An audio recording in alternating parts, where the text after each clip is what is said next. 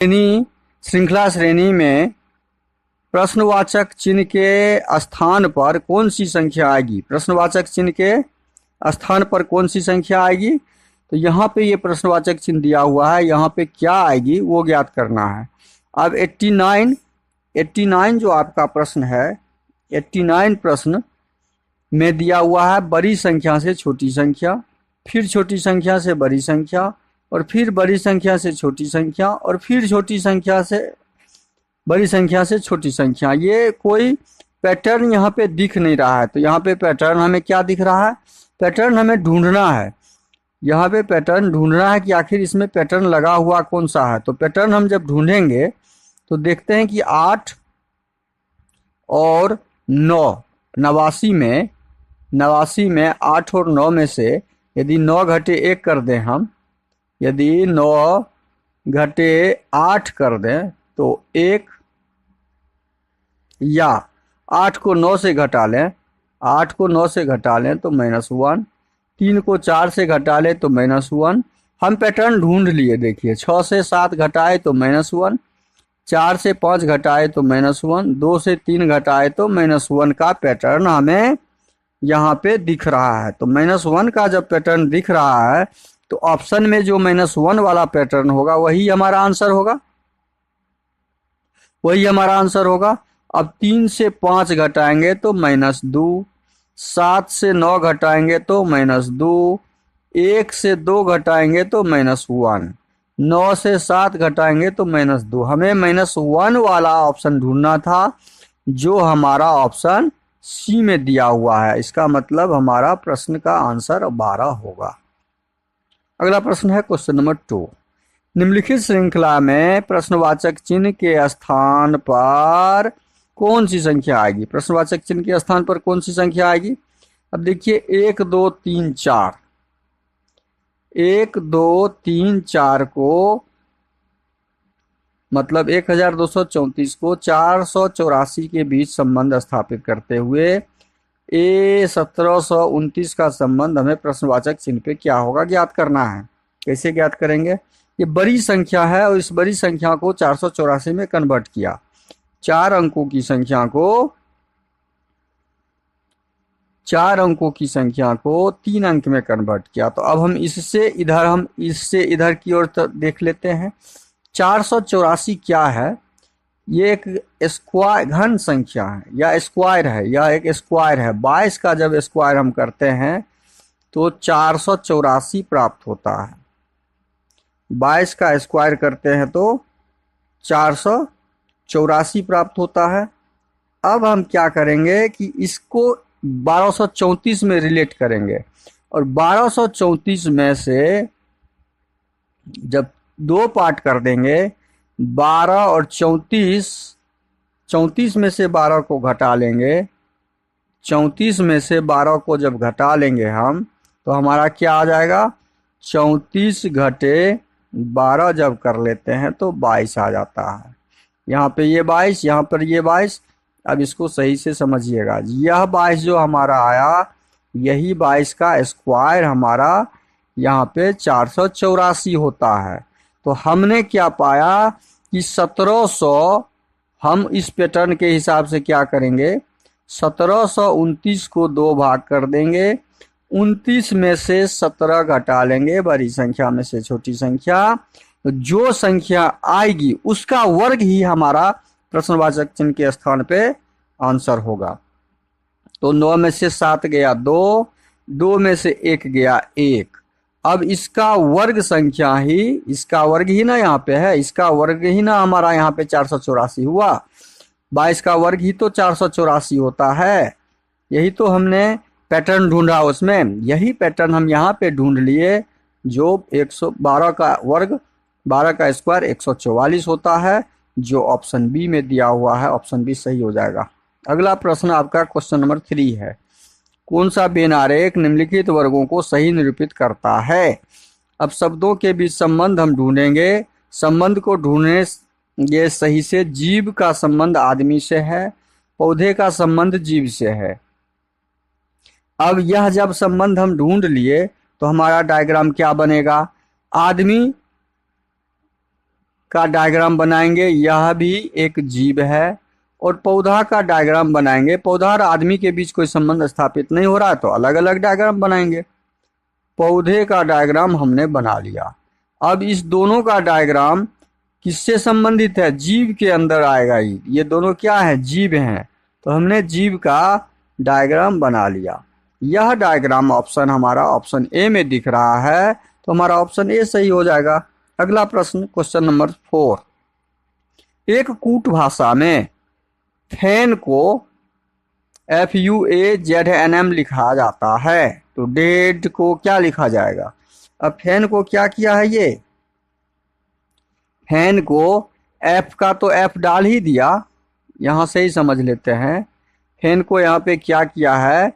F का F डाल दिया, F का F डाल दिया, और F का उल्टा विपरीत शब्द होता है U, अक्षर विपरीत। ये एक विपरीत, देखिए फैन में एक क्या किया है? FAN। फैन में F का F तो रख ही दिया और F का एक विपरीत भी रख दिया, उल्टा, उल्टा शब्द भी रखा है। F का उल्टा U होता है। उसी प्रकार A को ज्यों का त्यों रखा और A का उल्टा भी रख दिया, एक Z। उसी प्रकार N को ज्यों का त्यों रख दिया और N का एक उल्टा होता है M। देखिए यही कोड वहां पे पैटर्न डाला हुआ है, उस कोड में यही पैटर्न लगा हुआ है, तो हम डेड के साथ भी यही पैटर्न लगाएंगे। जब डेड के साथ यही पैटर्न लगाएंगे, DEAD, D को ज्यों का त्यों तो रखेंगे ही, और D का उल्टा होता है एक W, D का उल्टा W होता है। E को ज्यों का त्यों रखेंगे और E का उल्टा होता है E का उल्टा होता है V, E का उल्टा होता है V। A को ज्यों का त्यों रखेंगे ही, A का उल्टा Z होता है, A का उल्टा Z होता है, और D को ज्यों का त्यों रखेंगे DW हो जाएगा। हमारा आंसर क्या आ गया?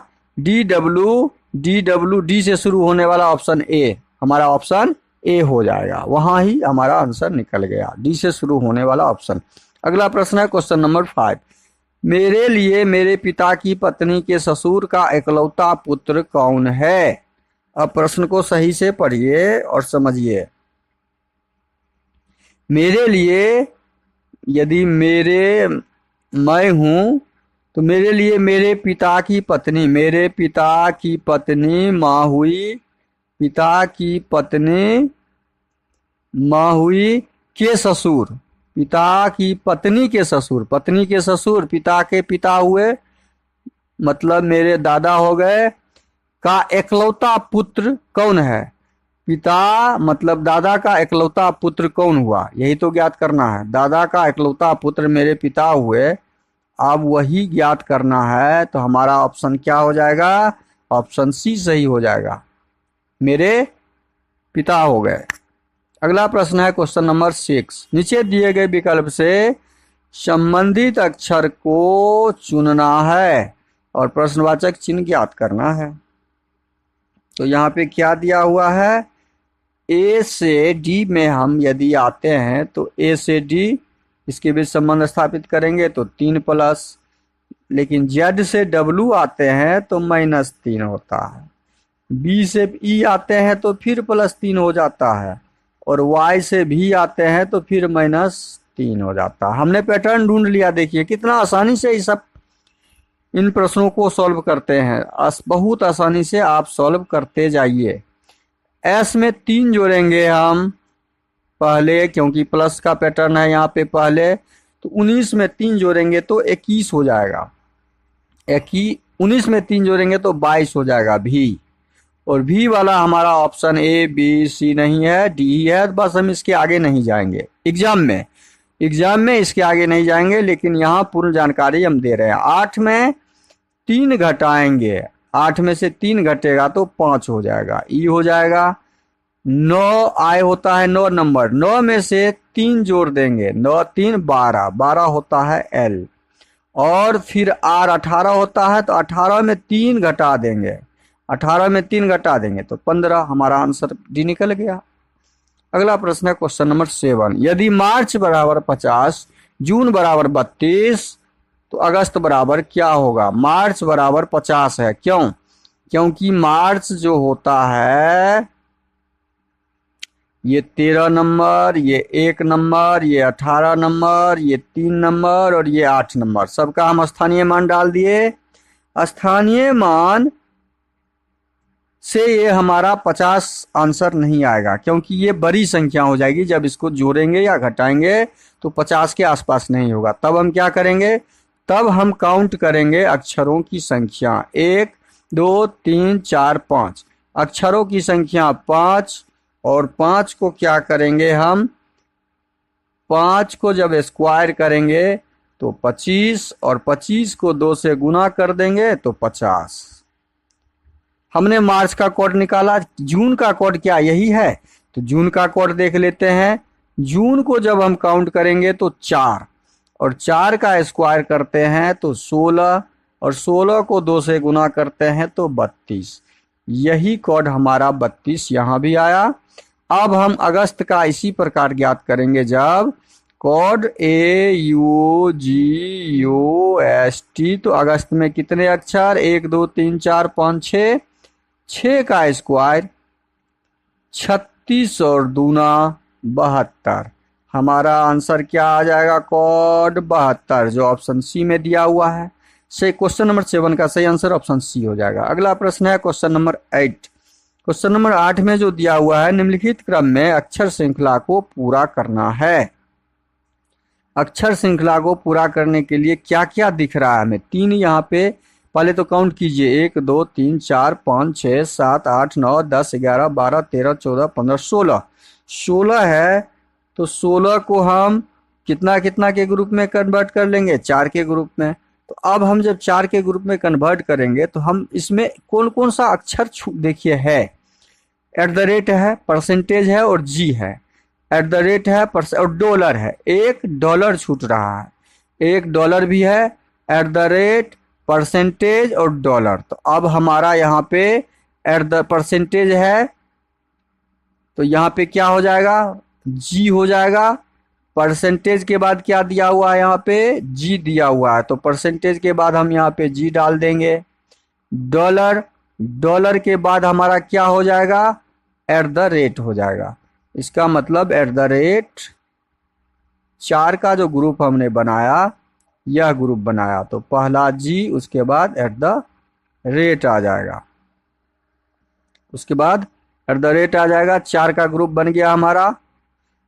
परसेंटेज जी डॉलर, हमने डॉलर डाल दिया, 4 का ग्रुप, परसेंटेज जी डॉलर, 1 2 3, परसेंटेज जी डॉलर @ 4 का ग्रुप बन गया, परसेंटेज जी डॉलर, मतलब डॉलर यहाँ भी, और उसके बाद फिर परसेंटेज, फिर डॉलर, फिर डॉलर।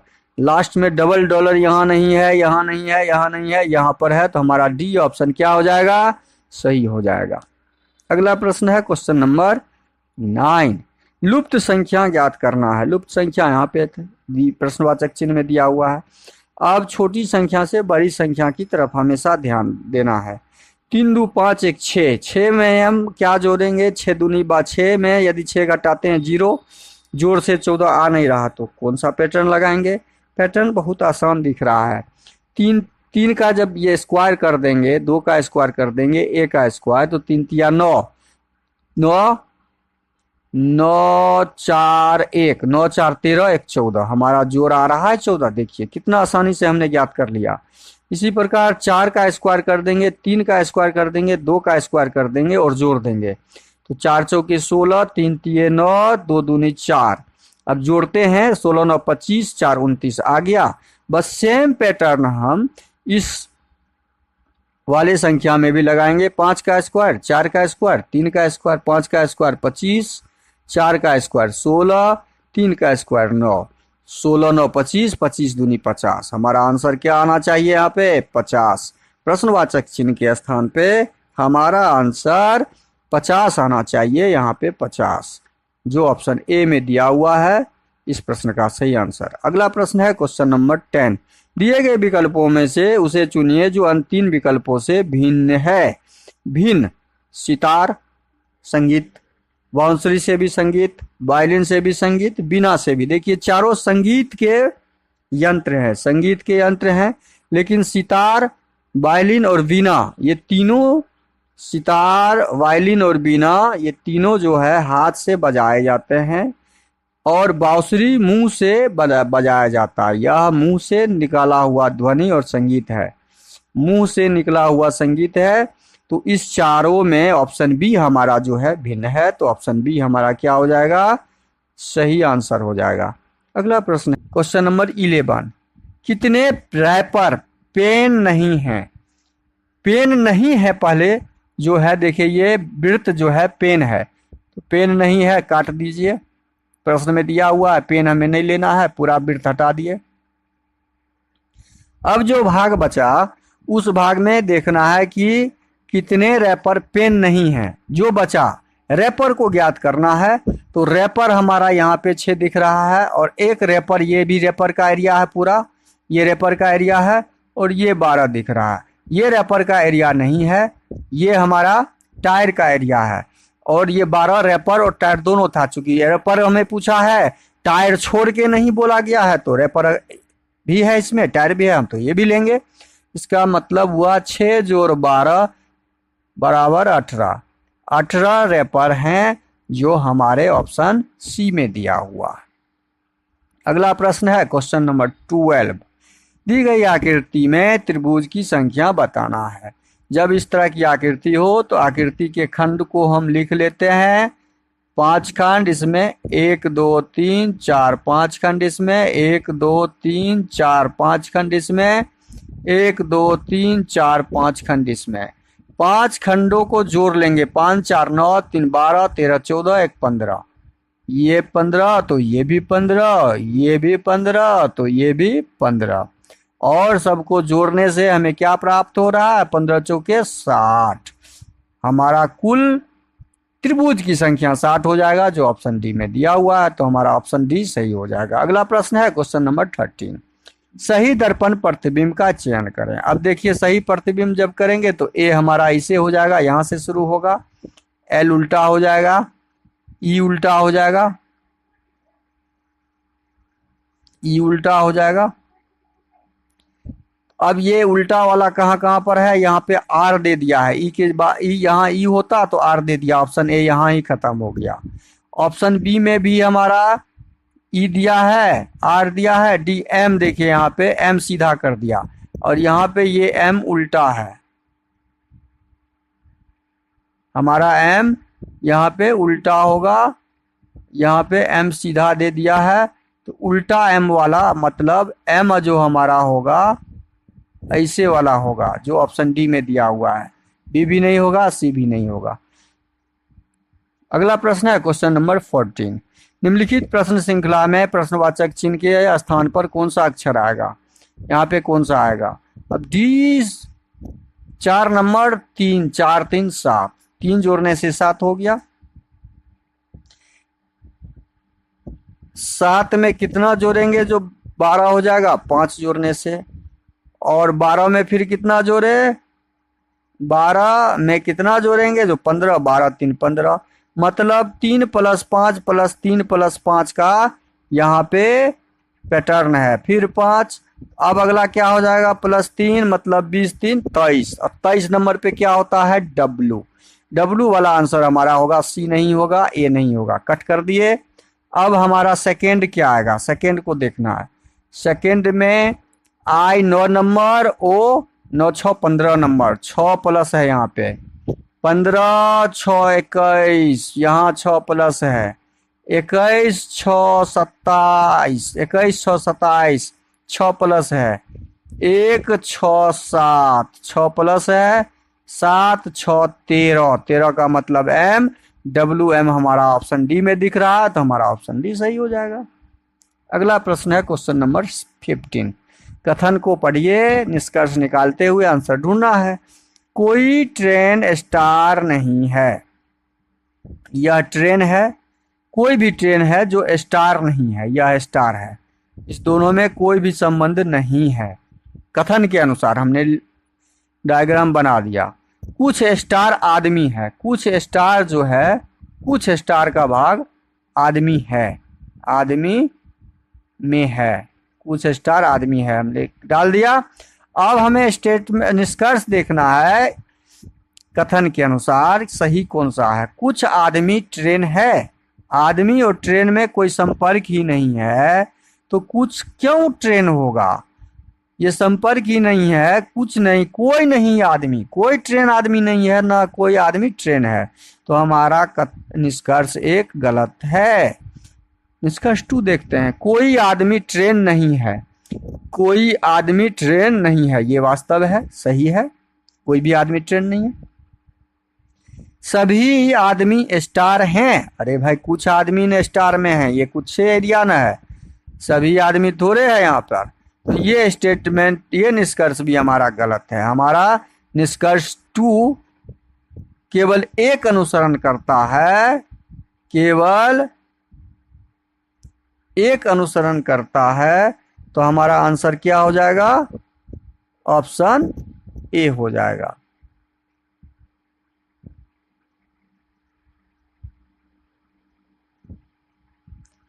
अगला प्रश्न है क्वेश्चन नंबर 16। दी गई आकृति में कितने वर्ग हैं? अब देखिए, वर्ग जब ज्ञात करना हो तो रॉ कॉलम हम पहले डाल देते हैं। जब कॉलम रॉ बराबर ना हो तो हम क्या करेंगे? बड़े रॉ कॉलम को गुना करेंगे। तो 3 गुना 4 या 12, 2 गुना 3, 2 गुना 3 6, 1 गुना 2, 1 गुना 2 बराबर 2, और सबको जोड़ देंगे। 6 2 8, 2 10 20, यही हमारा कुल वर्गों की संख्या हो जाएगा, जो ऑप्शन सी में दिया हुआ है। इस प्रश्न का सही आंसर क्या हो जाएगा? ऑप्शन सी हो जाएगा। अगला प्रश्न है क्वेश्चन नंबर 17। नीचे किसी एक पासे की 3 स्थिति दी गई है, ए के विपरीत या ए के सम्मुख हमें ज्ञात करना है। देखिए, इस तरह के पासे जब भी दिए हुए हो तो ये पासे हमेशा सामान्य पासा होता है। कौन पासा होता है? सामान्य पासा होता है। और सामान्य पासा का ज्ञात करने का आसान तरीका होता है कि कोई 2 पासा में हम कॉमन अक्षर को ढूंढते हैं। पासा 1 और पासा 2, पासा 3 नाम डाल दिए। कोई 2 पासा ले लीजिए, पासा 1 और पासा 2 ही ले लेते हैं। अब इसमें कॉमन ढूंढते हैं। के यहाँ पे कॉमन है, के यहाँ पे कॉमन है, पासा 1 में भी के, पासा 2 में भी के, हमने डाल दिया। अब के घड़ी वाइज चलेंगे, क्लॉक वाइज। तो फर्स्ट पासा में के बाद बी आएगा, के बाद बी आएगा, उसके बाद क्या आएगा? बी के बाद ए आएगा, बी के बाद ए आएगा।